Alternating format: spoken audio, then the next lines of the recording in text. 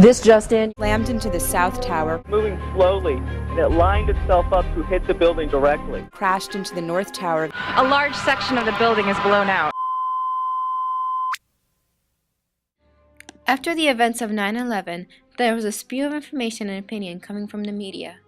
It was the beginning of a shift in American media to a stereotype-induced opinion of Islamic citizens and war. America was targeted for attack because we're the brightest beacon for freedom and opportunity in the world.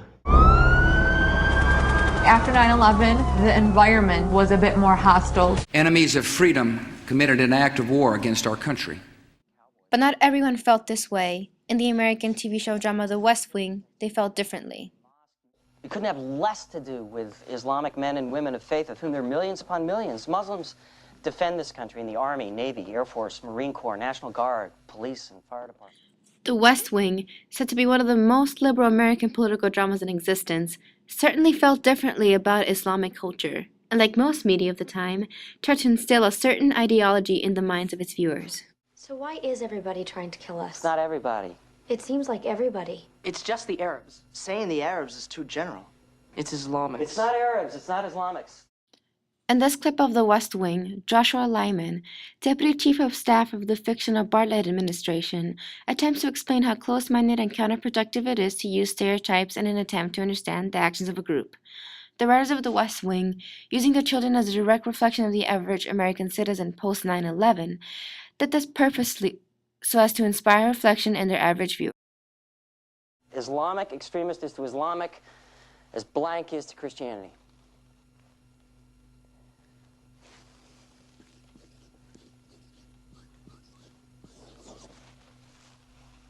That's what we're talking about. It's the Klan gone medieval. What's Islamic extremism? It's strict adherence to a particular interpretation of 7th century Islamic law as practiced by the Prophet Muhammad. And when I say strict adherence, I'm not kidding around. This differs greatly from how stereotypes were used in the post 9/11 media atmosphere. Instead of rallying for nationalism and anti-Arab sentiment, the West Wing asks for a cognitive thought process when identifying those of an Islamic descent. Finally, we hold you responsible for blasphemy, for desecrating holy lands and shrines, and for spilling the blood of our brothers. This clip from the television show 24 shows exactly how stereotypes were used in media to fuel anti-Islamic sentiment and American nationalism. When watching this, the viewer will feel a sense of urgency to defeat the other and to rally behind the character that is similar to his own. Who you are, I know everything that you've done. Tell me where the bomb is! You are wasting my time. You're the one wasting time. I woke up today knowing I would die. Unlike 24, where stereotypes are used to instill the principle of war on terror and the belief of them versus us, the West Wing asks for stereotypes to be left behind. It blatantly shows the stereotypes present in American society and counters them by showing their negative and oppressive natures, as it does not allow for a multitude of ideas. Instead, the swallowing of stereotypes by an individual creates a distinct mindset that they find hard to remove themselves from. By making a point of showing the distinct differences between Islamic citizens and Islamic extremists, the West Wing brings forth the issues of racism and stereotyping of Islam in American society. Later on in the previously shown West Wing episode, Sam Seaborn and Charlie Young, two other West Wing cast members, bring forth two arguments that solidify the rejection of stereotypes and the acceptance of those different from the us. In this scene, Sam Seaborn brings to light the fact that many Muslims live in fear as well, even more so than Americans, because the war is in their own backyard. They are afraid every day of their own people.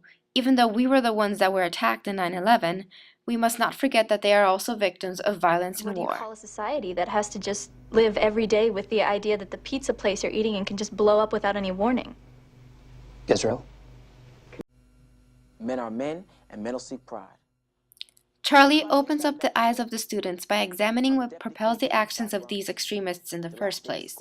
He compares them to gang members in the United States, and that all they want and need, like these gang members, is something to belong to. Being a part of this clan gives Islamic extremists power and pride. It gives them somewhere and something to believe in.